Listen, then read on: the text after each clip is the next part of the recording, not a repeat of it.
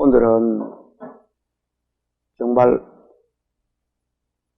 말씀을 전하는데 참 즐거운 마음으로 말씀을 전할 것 같은 그런 생각이 듭니다.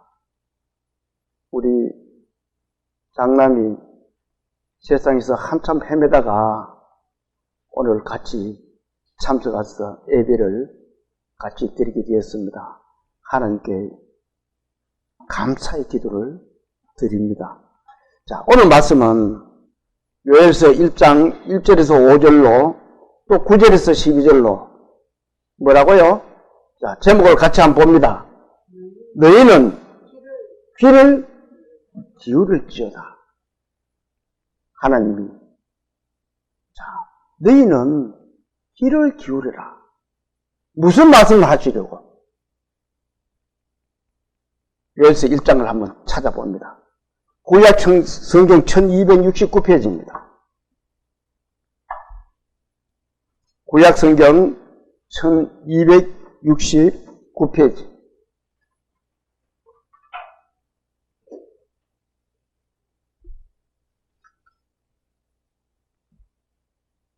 자, 1절부터 5절까지를 마음을 와서 같이 봉독을 합니다. 시작. 부델의 아들 요엘에게 임한 여호와의 말씀이라. 늙은 자들아 너희는 이것을 들을지어다. 땅의 모든 주민들아 너희는 귀를 기울일지어다. 너희의 날에나 너희 조상들의 날에 이런 일이 있었느냐? 너희는 이 일을 너희 자녀에게 말하고 너희 자녀는 자기 자녀에게 말하고 그 자녀는 후세에 말할 것이니라. 팥죽이가 남긴 것을 메뚜기가 먹고 메뚜기가 남긴 것을 너치가 먹고 너치가 남긴 것을 황충이 먹었도다. 취하는 자들아 너희는 깨어 울지어다. 포도주를 마시는 자들아 너희는 울지어다. 이는 단 포도주가 너희 입에서 끊어졌음이니. 자, 그리고 9절부터 또 같이 9절부터 12절까지를 똑같이 봉독을 합니다. 소재와 전제가 여호와의 성전에서 끊어졌고 여호와께 수종드는 제사장은 슬퍼하도다. 밭이 황마고 토지가 마르니 곡식이 떨어지며 쇠포도주가 말랐고 기름이 다하였도다. 농부들아 너희는 부끄러워할지이다. 포도원을 가꾸는 자들아 곡할지어다. 이는 밀과 보리 때문이라. 밭의 소산이 다 없어졌음이로다. 포도나무가 시들었고 무화과 나무가 말랐으며 성균나무와 대추나무와 사과나무와 밭의 모든 나무가 다 시들었으니 이러므로 사람의 즐거움이 말랐도다. 아멘. 자, 일단 기도드릴게요. 천지 만물을 지으시고 인간의 생사 화복을 주관하신 하나님 아버지, 주님 부활하신 이 아침에 찬송으로 예배를 드릴 수 있고 또 주님의 말씀을 듣도록 허락하심을 감사드립니다. 저희들이 한 주 동안 각지에서 믿음의 생활을 해왔습니다. 오늘은 한자리에서 주님의 음성을 듣고자 합니다. 말씀하여 주시옵소서. 주님, 저희들의 마음밭을 잘 갈아주셔서 하나님의 말씀을 깊이 새길 수 있도록 주님께서 이끌어 주시고 도와주시옵소서. 주님, 지금은 예배를 시작하는 시간입니다. 마치는 시간까지 성령님께서 함께 해주실 것을 부탁드리며 우리를 구원하신 예수님 이름으로 감사하며 기도 올립니다. 아멘. 제가 이 말씀을 준비하게 된 것은 벌써부터 생각은 하고 있었습니다. 그런데 요즘 세상들을 보면은 정말 무서운 세상이고 어려운 세상입니다. 그런 세상에 우리가 살고 있는 거예요.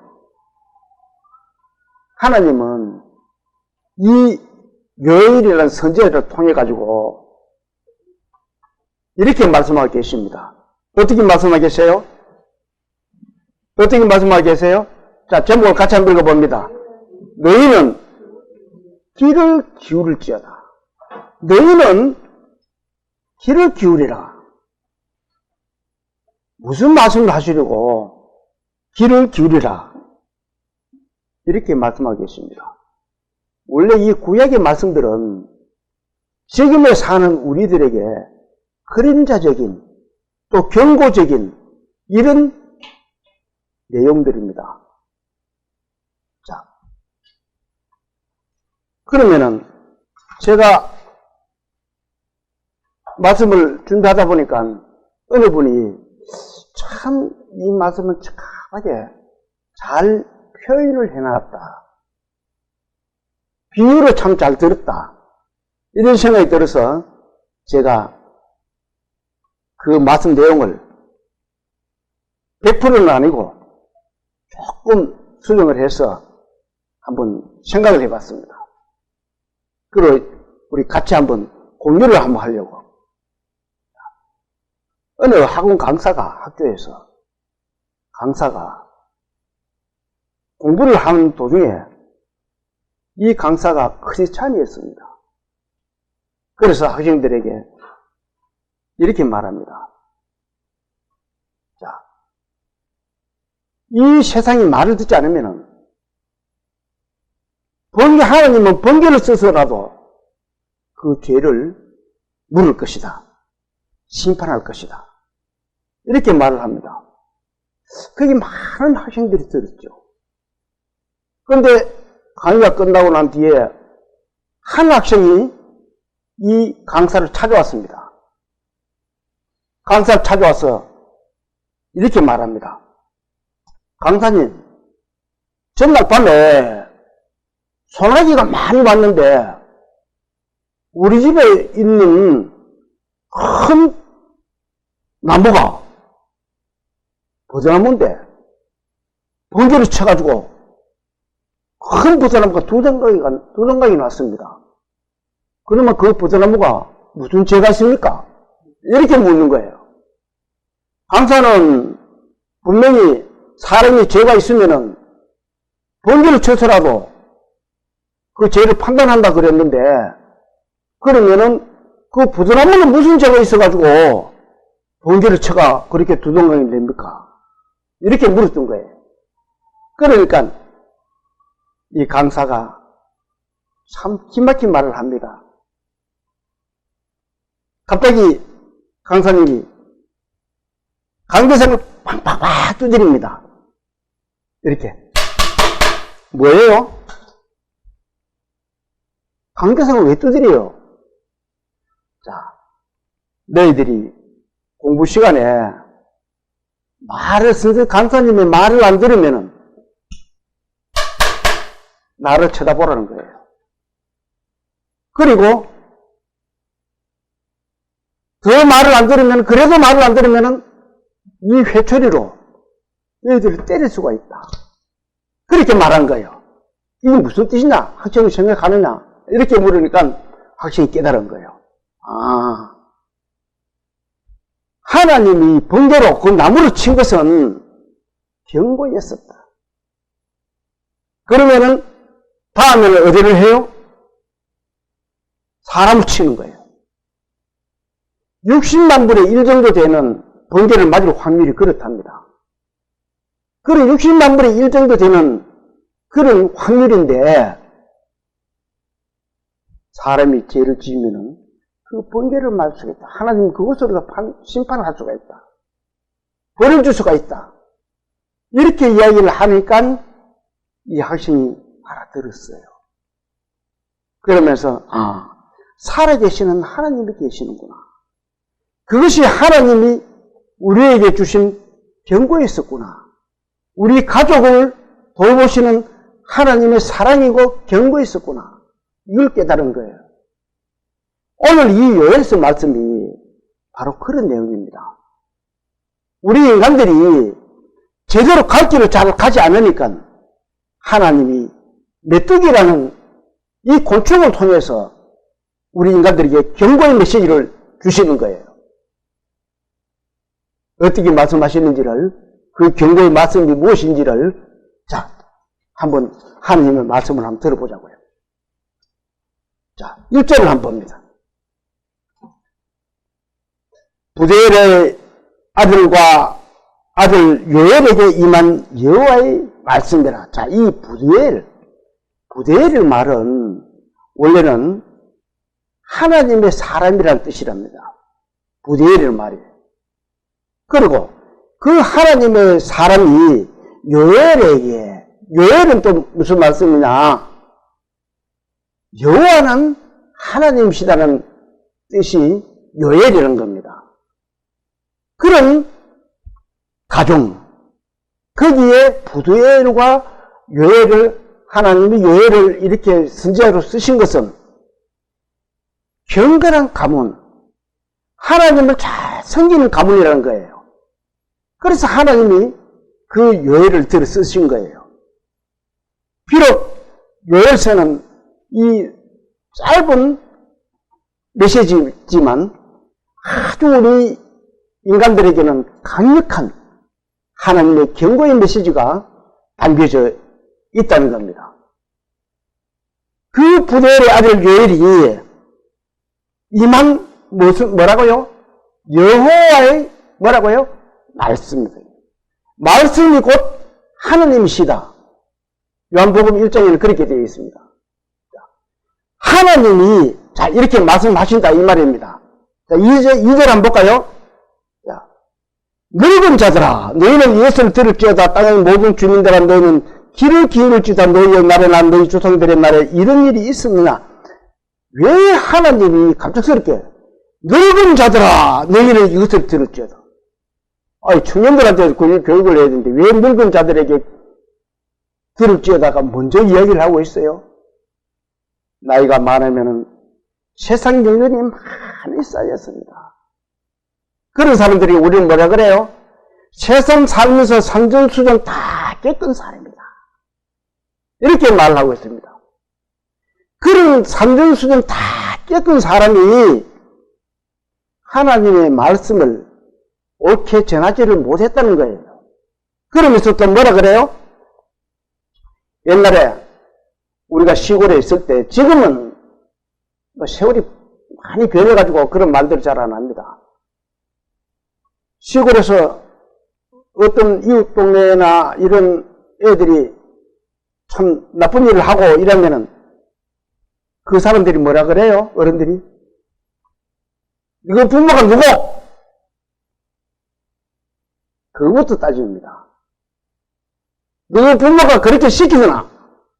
이렇게 말하죠. 경상도 말로. 그러면은 그 부모님은 이 세상 연륜을 많이 겪은 사람들입니다. 그런 사람들이 교육을 옳게 안 하니까 하나님이 늙은 자들을 먼저 찾은 거예요. 늙은 자들아 들을지어다. 너희부터 들으라 이 말이에요. 그러면서 또 뭐예요? 땅의 모든 주민들아 너희는 어떻게 하라고요? 기억을 줘. 자, 먼저 늙은 자들에게 먼저 이야기를 하고는 땅의 모든 주민들, 그러면 온 세상 사람들 다잖아요. 그들에게 귀를 기울여 내가 하는 이야기를 들어라. 이렇게 하나님은 말씀하고 계시는 거예요. 그러면서 또 한번 볼까요? 귀를 기울일지다. 너희의 날에나 너희 조상들의 날에 이런 일이 있었느냐? 무슨 일이 있었어요? 하나님은 무슨 일에 대해서 나타내 보이시지 않고 지금 이런 일이 있었느냐 이렇게 말씀하고 계십니다. 3절도 한번 볼까요? 너희는 이 일을 너희 자녀에게 말하고 너희 자녀는 자기 자녀에게 말하고 그 자녀는 후세에 말할 것이라. 저는 이 앞에 내용을 보고 상당히 궁금증을 많이 가졌어요. 이 3절까지는 어떤 사건에 대한 내용들이 하나도 없습니다. 왜 하나님이 이렇게 말씀하셨을까? 사람은요, 그걸 제가 바로 이거 있었구나. 무슨 하란 말이냐 하면서 사람들은 궁금증을 자아내게 만듭니다. 어떤 일들을 하시려고 이렇게 해서 사람들의 마음을 모으는 거예요. 하나님이시잖아요. 인간의 마음을 잘 아는 거예요. 본론부터 얘기해놔, 본론부터 말을 해놔놓고 뒤에 있는 말 이렇게 하면은 사람들이 관심을 덜 가지게끔 돼 있어요. 하나님은 인간의 관심을 한뜩 끌어모아 놔놓고는 어떻게 해요? 자, 3절 다시 한번 읽어볼게요. 너희는 이 일을 너희 자녀에게 말하고 너희 자녀는 자기 자녀에게 말하고 그 자녀는 후세에 말할 것이나 앞에 뭘 말하라고 뭘 하라는 일 없이 앞에 먼저 이 내용을 말씀하고 계세요.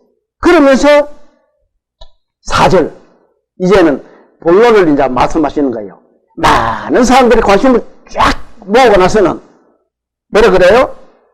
같이 한번 읽어볼까요?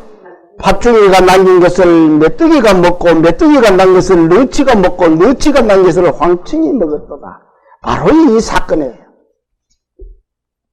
이것을 자 그림을 한번 볼까요? 여기 나오는 이 네 가지 종류는 이름만 다르지 같은 메뚜기과입니다. 다 그래요. 이것을 팥죽이라 그럽니다. 얘는 메뚜기예요.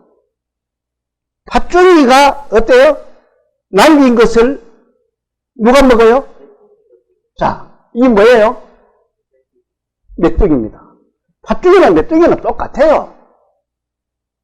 그런데 색상이 다릅니다. 우리가 먹을 수 있는 것은 뭐 먹어요? 메뚜기를만 먹어요. 이 메뚜기 잡는 방법을 이거는 가르쳐주면 안 되는데 잠시 한번 말씀드려볼게요. 저는 상상도 못했어요. 그런데 우리 집 사람이 그 아이디어는 또 멋진 것 같아요. 이 밤에 헤드램프를 쓰고는 나를 원에 들어가요. 그래 불을 쫙 켜고 보면은 이렇게 주르르르 달렸어요. 잠시 잡은 거는 한두 개 잡습니다. 밤에는 도망을 안 가요. 사람 손이 가면은 이게 뒤로 쑥이나 떨어지는데 요래 딱 있을 때는 딱 잡아도 순해요. 잘 잡혀요. 낮 햇살 있을 때는 어때요? 못 잡아요. 메뚜기 잡는다고 메뚜기 새로 막 해도 하루 종일 잡아도 한 대 못 잡습니다. 근데 밤에는 살살 다니면은 불 켜고 이래 다니면은 잠시 한두 대 잡습니다.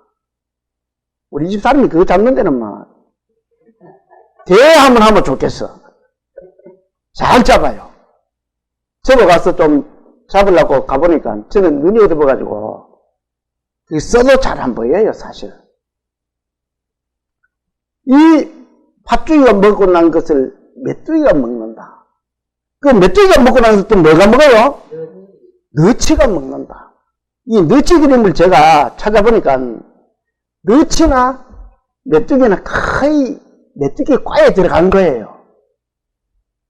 그래서 그 그림을 내가 찾아보니까 여러 가지 그림이 혼돈되어 나와가지고 이렇게 올리지를 않았습니다. 정확하게 이거는 황충이다, 이건 메뚜기다 이렇게 나와 있으면은 제가 그림을 한번 보여드리려고 했는데 안 보이더라고요. 또 너치가 먹은 것을 너치가 남긴 것을 뭐가 먹어요? 황충이가 먹는다. 이 황충이는 색상이 느리다고 황충이라고 얘기를 한답니다. 느린 메뚜기라고. 자, 그런데 참 여기에 이 메뚜기에 대해서 이 아주 깊은 의미가 들어있어요. 이 뭐냐면은 이 팥죽이라는 말은 히브리어로 가잠이라는 말이랍니다. 이 가잠이라는 말은 뭐냐면은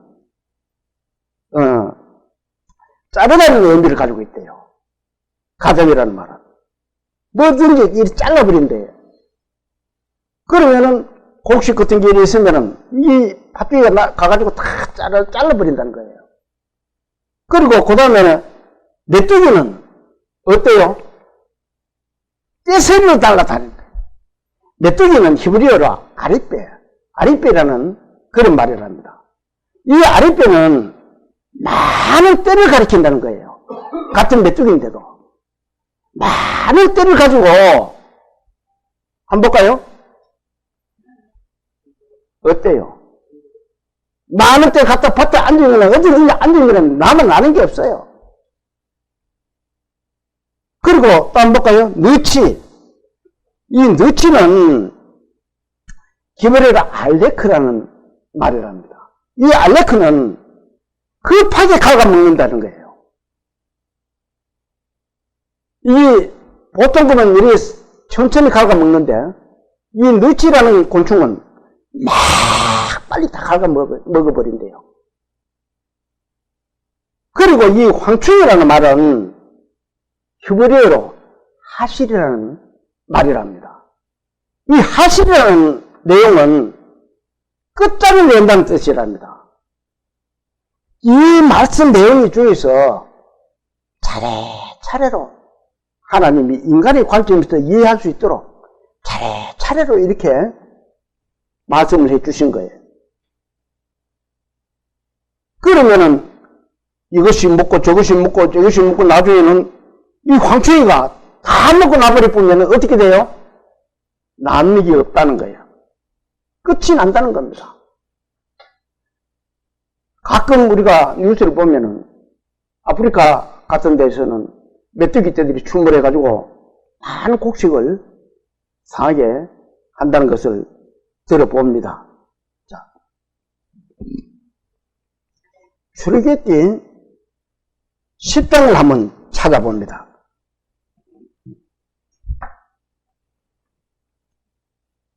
출애굽기 10장 구약성경 95페이지.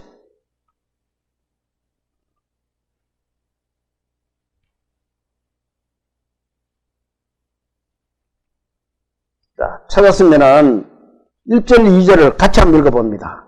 시작. 여호와께서 모세에게 이르시되 바로에게 들어가라. 내가 그의 마음과 그의 신하들의 마음을 완강하게 하면 나의 표징을 그들 중에 보이기 위함이며 내게 내가 애굽에서 행한 일들 곧 내가 그들 가운데에서 행한 표징을 내 아들과 내 자손의 귀에 전하기 위함이라. 너희는 내가 누구라고요? 여호와인 줄 알라. 자, 하나님이 이 어떤 표징을 나타내는데 그 표징을 왜 나타내는가 하면은 내가 하나님이라는 것을 사람들에게 알리기 위하고 또 그것을 내 자손과 모든 사람들에게 전하기 위함이다. 그것이 뭐냐? 자, 뒤로 한 장 넘겨서 12절을 한번 봅시다. 그 표징이 뭔지를 12절, 자, 제가 읽어볼게요. 여호와께서 모세에게 이르시되 애굽 땅 위에 내 손을 내밀어 메뚜기를 애굽 땅에 올라오게 하여 우박에 상하지 아니한 밭의 모든 채소를 먹게 하라. 모세가 애굽 땅 위에 그 지팡이를 들매 여호와께서 동풍을 일으켜 온 낮과 온 밤에 불게 하시니 아침이 되매 동풍이 메뚜기를 불어들인지라. 메뚜기가 애굽 온 땅에 이르러 그 사방에 내리며 그 피해가 심하니 이런 메뚜기는 전에도 없었고 후에도 없을 것이라. 메뚜기가 온 땅을 덮어 땅이 어둡게 되었으며 메뚜기가 우박에 상하지 아니한 밭의 채소와 나무 열매를 다 먹었으므로 애굽 온 땅에서 나무나 밭의 채소나 푸른 것은 남지 아니하였더라. 그것이 이 메뚜기의 징표를 하나님이 이 바로에게 보여주신 거예요.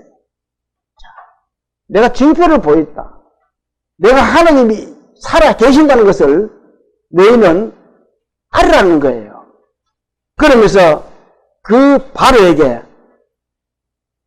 메뚜기의 징표를 보여가지고 메뚜기가 나타나가지고 다 먹어 치우니까 바로가 어떻게 했어요? 자, 16절부터 19절까지 제가 읽어볼게요. 같이 한번 읽어봅시다. 바로가 모세와 아론을 급히 불러 이르되 내가 너희의 하나님 여호와와 너희에게 죄를 지었으니 바라건대 이번만 나의 죄를 용서하고 너의 하나님 여호와께 구하여 이 죽은 많은 내게서 떠나게 하라. 그가 바로에게 나가서 여호와께 구하매. 자, 이 바로가 살아계시는 하나님을 안 거예요. 그래서 뭐라 그러냐면은, 자, 너의 여호와 하나님과 너희에게 내가 죄를 지었다. 이 죄를 아는 거예요. 그것이 죄였었구나. 우리가 구원을 받으려 그러면 어떻게 해야 돼요? 죄인이라는 것을 알아야 돼요. 그것을 알면은 어떻게 돼요? 19절 같이 한번 읽어봅니다. 여호와께서 돌이켜 강렬한 서풍을 불게 하사 메뚜기를 통해 홍해에 몰아넣으시고 넣으시니 애굽 온 땅에 메뚜기가 어떻다고요? 하나도 없나. 죄가 맑게 씻어졌다는 겁니다. 우리가 구원받을 수 있는 것은 정말 우리가 죄인이라는 것을 알아야 말이에요. 이렇게 하나도 죄를 남기지 않고 맑게 씻어준다는 거예요. 이 말씀은 우리 인간이, 죄인인 우리 인간이 하나님 앞에 죄를 자복함으로써 또 하나님 앞에 회개하고 돌아옴으로 해서 우리의 죄가 맑게 씻어준다는 그런 그림자적인 하나님의 메시지입니다. 그런데 우리는 어때요? 많은 사람들에게 그 하나님의 메시지를 전하지만 사람들은 잘 들으려 그러지를 않아요. 왜? 세상이 더 좋으니까. 세상이 좋아요. 세상 사람들은. 그래서 하나님이 노예를 통해 가지고 다시 내가 징표를 하나 주겠다. 그러니까 너희는 어떻게 하라고요? 귀를 기울여 들을지어다. 내가 징표를 줄 테니까 너희는 다시 귀를 기울여 가지고 내 말을 잘 들어보라는 거예요. 자, 다시 본문 요엘서 1장 5절을 봅니다.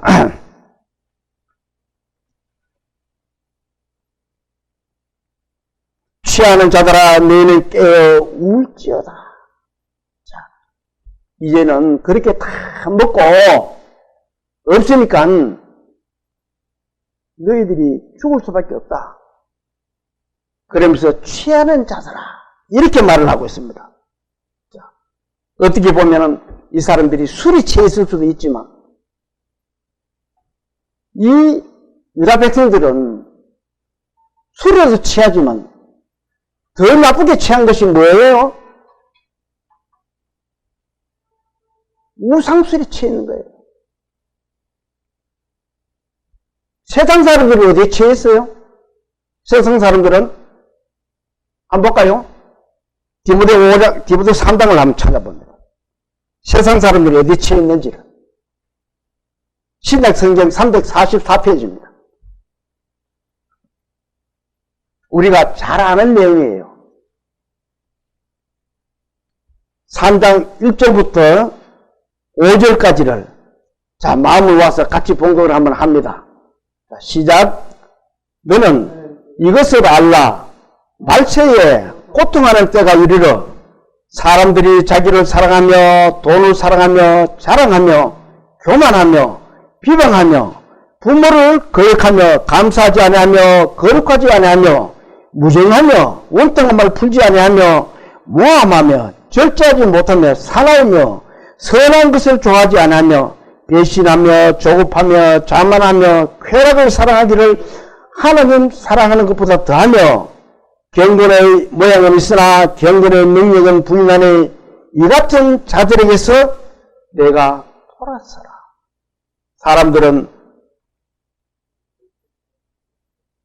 사람들은 돈과 쾌락에 취해져 있어요. 하나님은 이 유다 사람들이 취해 있는 그 모습이 우상에게 취해져 있기 때문에 유다가 망한 거예요. 술 취해서 망하는 그거는 성경 말씀에 술이 취해서 망했다. 그 말씀 속에는 이들이 하나님을 저버리고 세상 것, 우상에 취해 있구나. 이렇게 생각하면 돼요. 요즘 우리 세상 사람들을 보면은 전부 우상에 취해져 있어요. 어디에? 돈. 그래서 이 디모데는 이렇게 말하고 있습니다. 디모데에게 너는 이것을 알라. 이 디모데 전후서는 이 원래 바울이 디모데에게 보낸 편지입니다. 너는 이것을 알라. 말세에 고통하는 때가 이르러 2절 같이 한번 읽어볼까요? 사람들이 자기를 사랑하며 돈을 사랑하며 자랑하며 교만하며 비방하며 부모를 거역하며 감사하지 아니하며 거룩하지 않아요. 지금 이 말씀이 어쩜 이렇게 지금 세상과 딱 들어맞는지 몰라요. 우리 하나님 말씀에 돈은 어떻다 그랬어요? 일만하게 뿌리라 그랬습니다. 근데 모두 돈이 취해가지고 쾌락에 취해가지고 쾌락을 사랑하며 그러잖아요. 그것이 지금 우상이 되어 있습니다. 믿지 않는 사람들한테 물어보면은 나 절에 안 가고 교회도 안 가고 나는 우상 안 섬겨. 그럼 뭘 섬겨? 나는 종교가 없어. 그렇지만 그 사람에게 돈 이야기하면 난 돈은 좋아. 우상을 섬기는 거예요. 돈이 우상이 되어 있는 거예요. 그렇다고 돈을 버리지 말라는 게 아니에요. 돈을 버리되 돈의 노예가 되면 안 되고 돈을 내가 관리할 수가 있어야 돼요. 누릴 수가 있어야 돼요. 부릴 수가 있어야 돼요. 돈을 부리고 누릴 수가 있어야 돼요. 그렇지만 사람들은 그 돈의 노예가 되어 있어요. 전부 다. 그러니 이 요엘은 하나님의 말씀을 받아 그렇게 말하잖아요. 깨어라 이제는. 그 세상 잠에서 우상 숭배에서 깨어나라 이거예요. 자, 본문 5절 다시 한번 봅니다. 여기서 5장을 다시 한번 봅니다. 취하는 자들아 너희는 어떻게 하다가요? 깨어 울지어다. 취하는 자들아 그렇게 내 세상에 우상에 취했지 말고 깨어서 하나님을 기도하고 울어라는 거예요. 회개하고 하나님 앞으로 돌아오라는 겁니다. 그러면서 포도주를 마시는 자들아 너희는 울지어다. 왜 포도주를 마시는 자들이 왜 울어야 돼요? 또 단 포도주가 내 입에서 끊어졌습니다. 그런데 이 포도주가 없고 내 입에서 포도주가 끊어졌는데 왜 취해 있어요?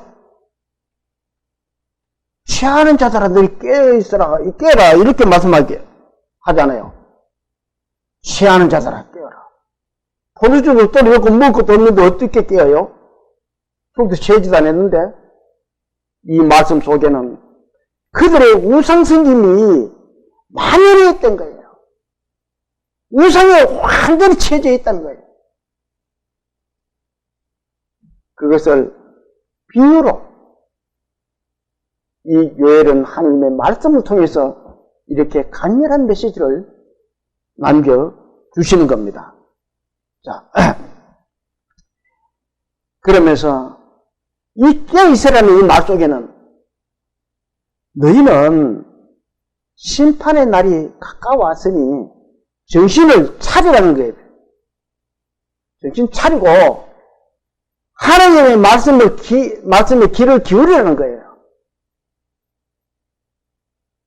그랬으면은 이 이스라엘이나 유다가 망하지를 않았어요.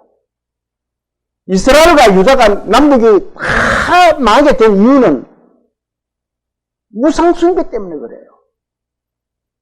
이 지구상에 지금 우상숭배가 이렇게 만연하고 있어요. 그저 돈 때문에 사람 죽이고, 돈 때문에 뭐 어떤 조작을 하고, 돈 때문에 어떻게 하고,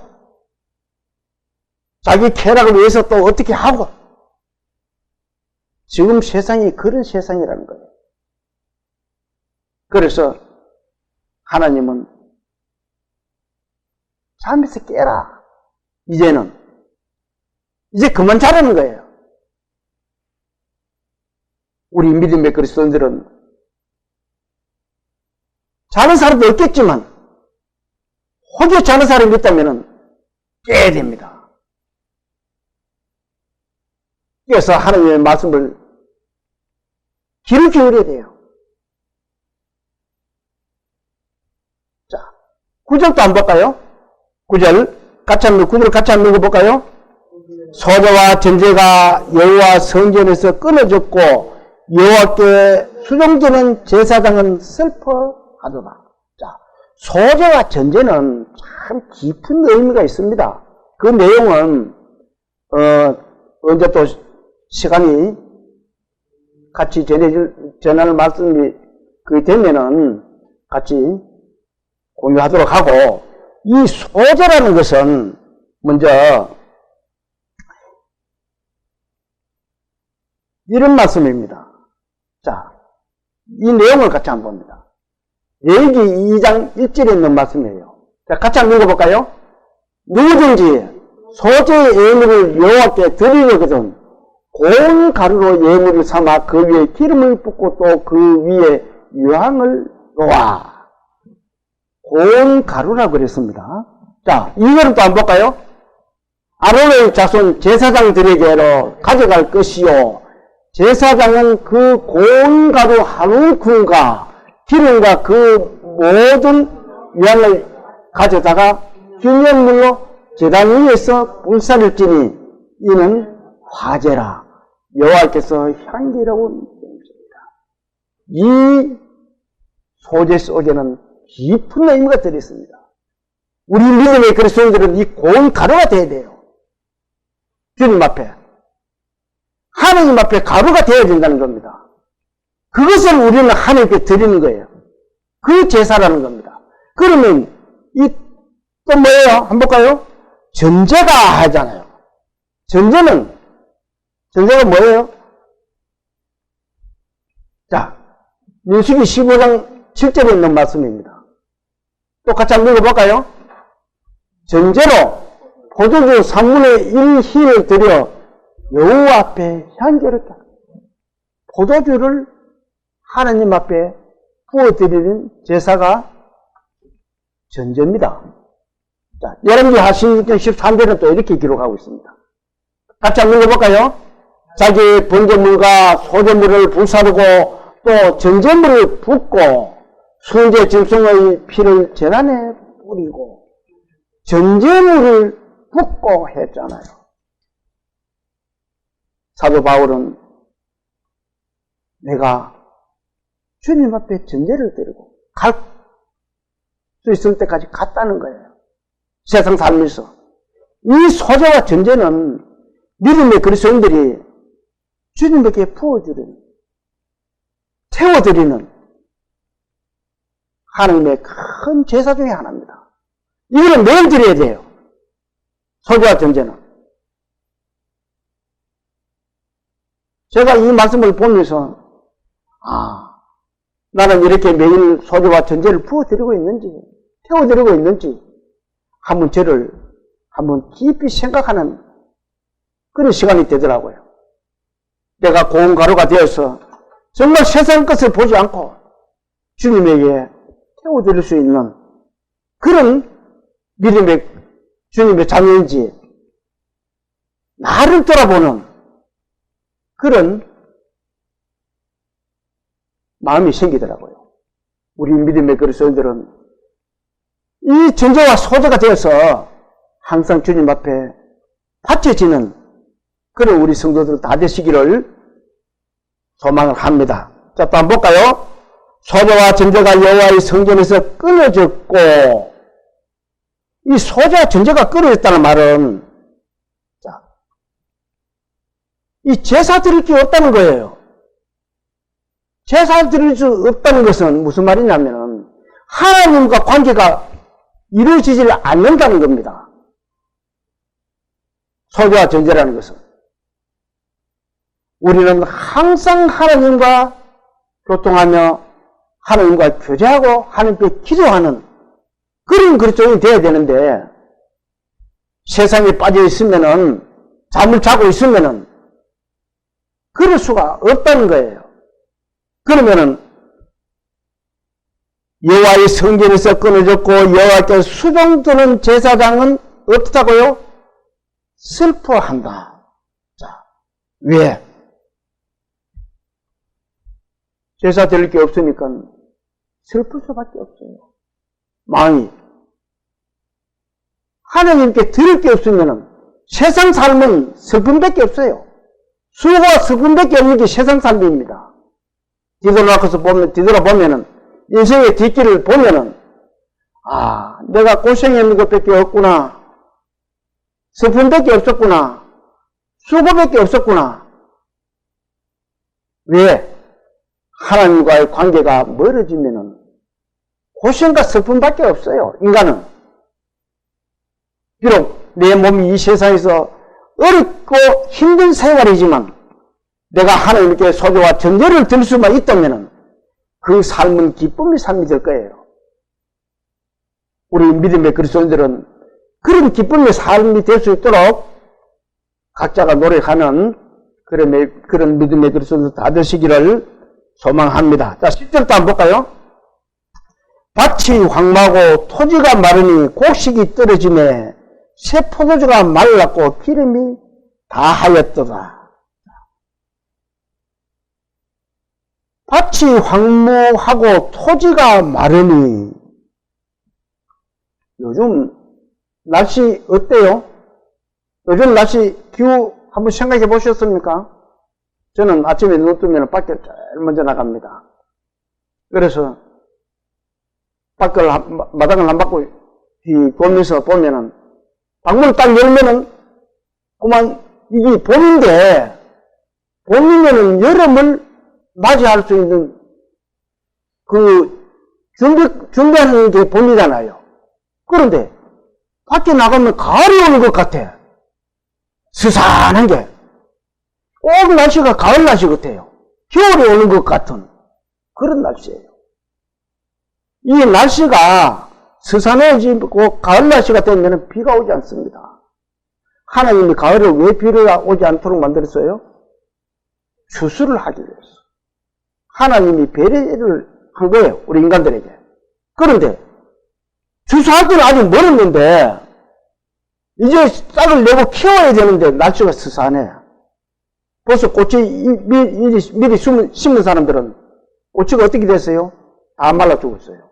썰이를 만나가지고. 우리 집에 마당에 사과나무를 내가 하나 심었는데 2년까지는 참 맛있게 잘 따먹었어요. 사구도 얼마나 큰지 우리 터키 갔을 때 그 살구 보니까 참 맛있더라고요. 과일이. 우리 살구가 그보다 더 맛있어서만 맛있지 맛이 없는 건 아니었어요. 원래 꽃이 얼마나 많이 피는지, 이야, 원래 살구 조금 묻겠다. 따가지고 우리 교회에 가서 우리 식구들하고도 같이 나눠보면 좋겠다 생각했는데 이틀 썰이가 확 오고 난 뒤에 살구가 다 떨어져버렸어요. 지금 한 10개쯤 달렸는가 모르겠어요. 해보니까. 지금 세상이 그렇습니다. 그리고 비가 안 와요. 비가 안 옵니다. 왜 땅이 왜 말라요? 한번 볼까요? 밭이 황마고 토지가 마르니. 토지가 마른다는 말은 물이 없다는 말입니다. 이 토지들이 점점 메말라가고 있어요. 그래서 산불도 그렇게 많이 나는 거예요. 지금쯤 되면 온 산이 파랗게 새싹들이 나서 풀로서 우거지면 불이 안 납니다. 그런데 이 풀이, 새풀이 잘 안 올라오니까 불이 그렇게 많이 나는 거예요. 지금 우리가 그런 시대에 살고 있어요. 그래서 어떤 시대라고요? 말세에 살고 있다는 겁니다. 자, 다음 읽어봅시다. 밭이 황하고 토지가 마르니 곡식이 떨어지며 새포도가 말랐고 기름이 다하였도다. 자, 이 곡식의 포도주와 기름은, 곡식과 포도주와 기름은 전부 하나님의 은혜에서 나오는 겁니다. 나오는 것들이에요. 그런데 그 하나님의 은혜가 지금 점점 우리에게 그 사랑이 식어져 가는 듯한 그런 느낌을 우리가 많이 받아요. 복음을 전해봐도 말 안 듣습니다, 좀. 세상 사람들은 어때요? 세상이 더 좋으니까 하나님의 말씀을 들으려고 하지를 않아요. 세상에 푹 빠져가지고. 그래서 하나님은 말씀하십니다. 잠에서 깨어라, 이제는. 그 깨서 이제 내가 하는 말을 들으라. 이렇게 하나님을 우리에게 지금 강력히 전해주고 있습니다. 그런데 우리는 어때요? 소기에 경일듯이 한동만동 자기 세상에 푹 빠져가 잠이나 자고 있는 거예요. 하나님은 그래서 기울기로 내 말을 들으라. 하나님이 간곡히 이 요회를 통해서 이 메시지를 주시는 거예요. 자, 11절도 한번 볼까요? 농부들아 너희는 부끄러워할지어다. 포도를 가꾸는 자들아 곡할지어다. 이는 밀과 보리 때문이라. 밭의 소산이 다 없어졌습니다. 이제 밭에 소산이 잘 안 됩니다. 곡식이 정말 잘 안 돼요. 12절도 한번 볼까요? 포도나무가 시들었고 무화과 나무가 말랐으며 석류나무와 대추나무와 사과나무와 밭의 모든 나무가 다 시들었으니 이러므로 사람의 즐거움이 어떻다고요? 말랐다. 제가 조그만 과원을 하나 하고 있습니다. 지금 꽃이 늦게 피는 거는 열매가 결실이 되는데 일찍 피는 거는 확 떨어지고 한 개도 없어요. 나무가 한 50여 그루 정도 되는데 이 3분의 2는 과일이 없습니다. 어제 내가 한번 밭을 쭉 들어보면서 과일이 몇 개 달렸나 싶어 보니까 한 나무에 한 개 달린 것도 있고 2개 달린 것도 있고 어떤 거는 조금 또 낮게 달린 것도 있고 과일이 없어요. 그런가 하면은 제가 사는 곳이 참외곳입니다. 참외가 안 됩니다. 참외 숫자가 안 나옵니다, 지금. 참외하는 사람들이 울상이에요. 뭐라고 말씀하세요? 즐거움이 어떻다고요? 저런 같은 참외값이 지금 엄청 싸야 됩니다. 아직 참외가 많이 안 나기 때문에 아직까지 참외값이 비싸요. 이 과일들이 안 돼요. 자, 이 사진을 한번 보여드릴까요? 이게 뭐 하는 겁니까, 지금? 이 사과밭인데 벌이가 없어가지고 수정액을 뿌리는 거예요. 지금 벌을 구경할 수가 없어요. 전에 같으면 우리 복숭나무에 복숭꽃이 피면은 벌 때문에 막 곁에 가면은 난리예요. 왕왕왕왕 하는데 오늘은 벌이가 얼마나 있는지 보니까 한 나무에 헤아려 3마리, 4마리 밖에 없어요. 벌이. 꽃이 그렇게 피는데도. 또 안 볼까요? 저것도 기계가 없는 사람은 어떻게 해요? 붓으로 이렇게 한 나무 하나하나를 수정을 해요. 왜 저래요? 하나님은 우리에게 강력한 메시지를 주는 거예요. 내 말을 들으라. 귀를 열고, 잠에서 깨서 귀를 열고 들으라는 거예요. 세상이 이렇게 돌아가는 걸 보면은 너희는 깨닫고 알아야 되는데 모른다는 거예요. 아, 뭐 지금 뭐 기후가 그래서 그렇지 뭐 전부 이렇게 넘기고 돌아가는 거예요. 제가 제일 싫어하는 단어 중에서 하나가 반려동물 하는 거 제일 싫어합니다. 이 반려라는 말은 다른 짐승에게는 쓸 수가 없어요. 제가 이 한문을 잘 쓸 줄 모릅니다만 한번 써볼게요. 자, 이게 뭐예요? 사람 일자입니다. 사람이 이건 뭐예요? 요거는 사람이고 요거는 반이라는 뜻입니다. 반반자입니다. 그러면은 이 합하면은 이게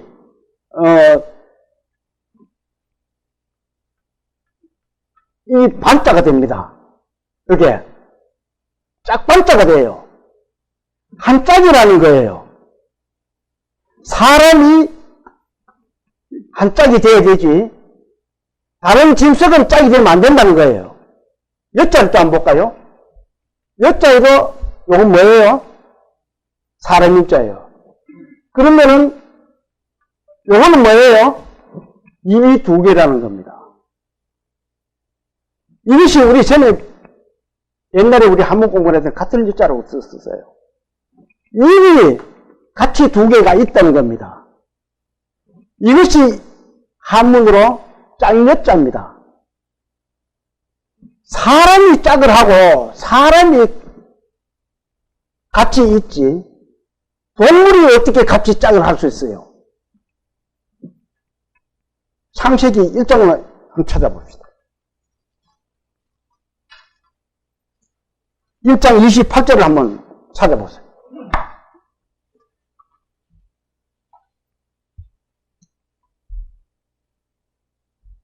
자, 1장 28절 찾았으면 같이 한번 읽어봅니다. 시작. 하나님이 그들에게 복을 주시며 하나님이 그들에게 이르시되 생육하고 번성하여 땅에 충만하라. 땅을 정복하라. 바다의 물고기와 하늘의 새와 땅에 움직이는 모든 생물을 어떻게 하라고요? 다스리라. 사람은요 모든 생물을 다스리지 같이 짝할 수는 없는 겁니다. 짝은 부부의 이 반려라는 말은 부부에게만 사용될 수가 있어요. 자식과 가족이 같이 살아도 반려를 쓰면 안 됩니다. 그거는 동거지. 집안에 같이 산다는 말이지 반려라는 단어는 부부간만 쓸 수 있는 거예요.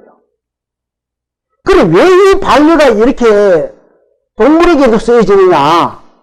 제가 이 사진들을 다 찾아보고 인터넷을 찾아보니까 이 동물 간 사람들이 이 반려를 애완을 반려로 바뀌어버린 거예요. 사람들이 그 힘을 논리해가지고 그래서 따라간 거라. 그냥 애완은 할 수가 있어요. 애완은 애완동물, 애완식물. 이게 왜 그러냐? 그거는 무슨 말이냐면은 기른다는 거예요. 애완동물은 기를 수가 있는 것을 애완동물이라 그럽니다. 그러면은 애완식물도 사람이 기를 수는 있어요. 애완이라는 말은 정당한 말이에요. 그렇지만 이 반려라는 말은 쓸 수가 없어요. 세상 사람들이 이렇게 변해가고 있어요. 이 말은 하나님의 말씀을 순종을 하지 않고 계속 배반하고 나가는 거예요.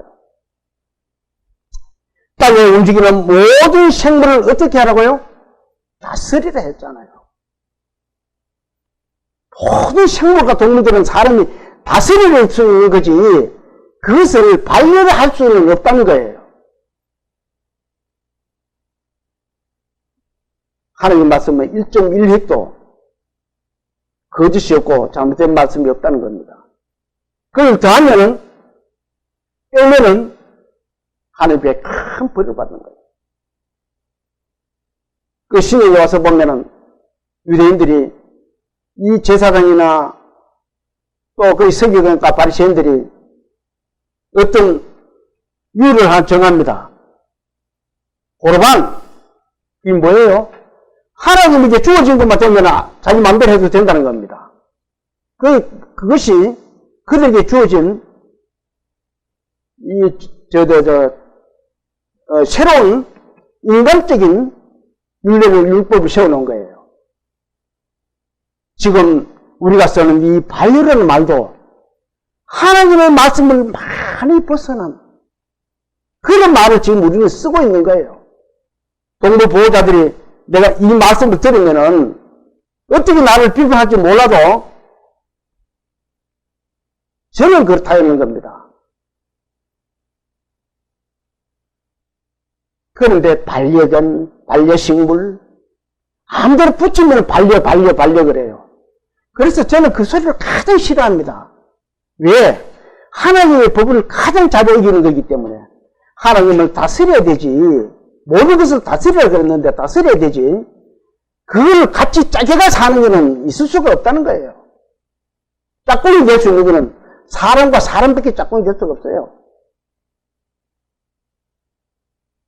그래서 하나님이 좀 깨어라. 깨어있어라. 그리고 내 말 좀 들어보라. 이 요엘이라는 선지자를 통해서 하나님이 강렬한 메시지를 우리에게 주신 거예요. 자, 또 본문 한번 볼까요?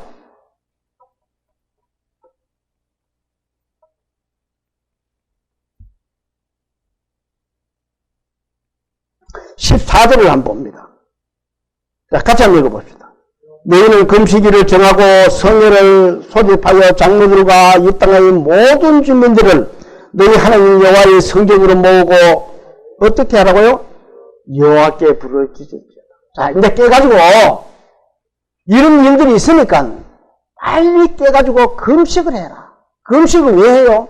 사람이 금식은 하나님 앞에 참회를 하는 거예요. 배가 고픈 그것을 참아가면서 정말 하나님께 그 고통을, 너는 이 고통에 아무것도 아닙니다. 이 다윗이 우리아의 아내를 범하고 난 뒤에 아들이 아프니까 하나님 앞에 금식을 했어요. 하나님, 제가 잘못했습니다.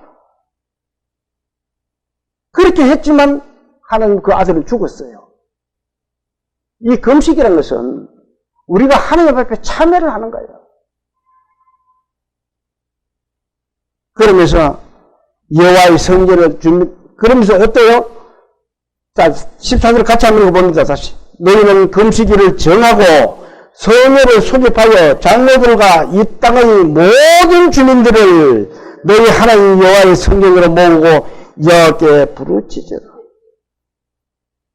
모든 어떻다고요? 주민들, 세상 모든 사람들은 하나님 앞에 무릎 꿇고 참회를 해야 돼요. 그렇게 해야 된다는 겁니다. 자, 뒤로 한 장 넘겨서 2장 12절을 한번 봅니다. 2장 12절. 자, 같이 한번 읽어볼까요? 여호와의 말씀에 너희는 이제라도 금식하고 울며 애통하고 마음을 다하여 내게로 돌아오라 하셨나니. 요엘을 통해서 하나님이 너희는 이제 잠에서 깨고 세상에 그렇게 빠져있지 말고 잠 좀 깨라. 그리고 여호와 앞에 돌아와서 금식을 하고 애통하게 마음을 다하여 하나님 앞에 돌아가야 돼요. 혹여 이 말씀을 듣는 많은 사람들이 있다면 모두가 하나님 앞으로 돌아와야 됩니다. 시대가 지금 그저 말세의 시대가 아니에요. 곧 주님 도래하시는 그런 시대가 가까이 와 있다는 겁니다. 자, 13절도 같이 한번 읽어볼까요? 너희는 옷을 찢지 말고 마음을 찢고 너희 하나님 여호와께로 돌아올지어다. 그는 은혜로우시며 자비로우시며 노하기를 더디하시며 이내가 크시사 뜻을 돌이켜 재앙을 내리지 아니하시리니. 자, 너희는 옷을 찢지 말고 마음을 찢어라. 성경에 보면은 옷을 찢는 일들이 많이 기록되어 있습니다. 옷은 어디에 있어요? 겉에 있어요. 그는 누구한테 보여요? 사람한테 보이는 거예요. 내가 슬픔을 나타내는 걸 때 옷을 찢고, 이거는 사람에게 나타나는 거예요. 보이려고. 하나님에게 보이려고 그러면 어떻게 해야 돼요? 마음을 찢어야 돼요. 자, 너희는 옷을 찢지 말고 뭐라고요? 마음을 찢고. 이 마음을 찢는다는 말은, 하나님, 세상의 모든 것은 우상입니다. 그걸 찢어버리겠습니다. 이제는 오직 하나님께로 돌아가겠습니다. 그것을 마음을 찢는 거예요. 그런 마음을 찢고 어떻게 하라고요? 너희 하나님 여호와께로 돌아올지어다. 그렇게 하면은 하나님이 어떻게 하신다고요? 같이 한번 읽어볼까요? 그는 은혜로우시며 자비로우시며 노하기를 더디하시며 이내가 크시사 뜻을 돌이켜 재앙을 내리지 아니하나니. 하나님은 자비로우신 분이고 인내로우신 분이에요. 비록 너희가 그렇게 살았지만 지금이라도 마음을 찢고 돌아와 하나님 앞으로 돌아만 온다면은 모든 것을 내가 용서해 주겠다. 하나님은 우리에게 그렇게 굳게 약속을 하고 계시는 거예요. 자, 이 말씀을 한번 볼까요? 로마서 12장 2절에 있는 말씀입니다. 자, 같이 한번 읽어봅시다. 너희는 이 세대를 본받지 말고 오직 마음을 새롭게 함으로 변화를 받아 하나님의 선하시고 기뻐하시고 온전하신 뜻이 무엇인지 분별하도록 하라. 자, 저는 이 말씀 너무 좋아합니다. 너무 좋아해요. 혹여 내가 이 세상을 본받고 살지 않았는지 항상 이 말씀을 보면서 저는 마음을 돌이킵니다. 내가 세상을 따라가면 안 된다. 이 세대를 본받으면 안 된다. 마음을 새롭게 하고 하나님의 선하시고 기뻐하시고 온전한 뜻이 무엇인지 분별해가며 살아야 된다. 이 말씀을 저는 너무 좋아해요. 우리 믿음의 식구들은 이렇게 마음을 찢고 주님께 돌아가고 주님을 찾는 기도하고 그리스도인들이 되어야 된다는 겁니다. 이 요일은 이 주의 날이 가까우니까 너희는 이 마음을 찢고 빨리 돌아오라는 거예요. 돌아오라는 겁니다. 그러면서 하나님께 순종하고 그 돌아오기 전에 빨리 하나님께 순종하고 또 회개하고 그 마음을 찢고 하나님을 따르라는 거예요. 그러면서 그 하나님의 말씀에 귀를 잘 기울이라는 거예요. 하나님의 말씀이 이 말씀에 있었구나. 우리 모두 이 세대를 본받지 않는 그리고 분별하는 우리 믿음의 가족들 다 되시기를 소망하면서 오늘 주일 예배를 마치겠습니다. 잠시 기도드릴게요. 사랑이시고 능력이시며 좋으신 아버지 하나님 감사드립니다. 이 요회를 통해서 주님의 이 큰 메시지를 저희들의 마음속 깊이 새기고 받아들일 수 있도록 성령님께서 이끌어 주시고 도와주시옵소서.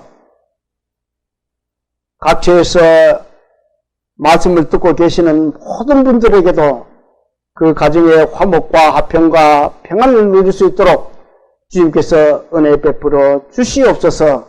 주님, 예배를 마치면 또 각처로 돌아가서 한 주를 지내게 됩니다.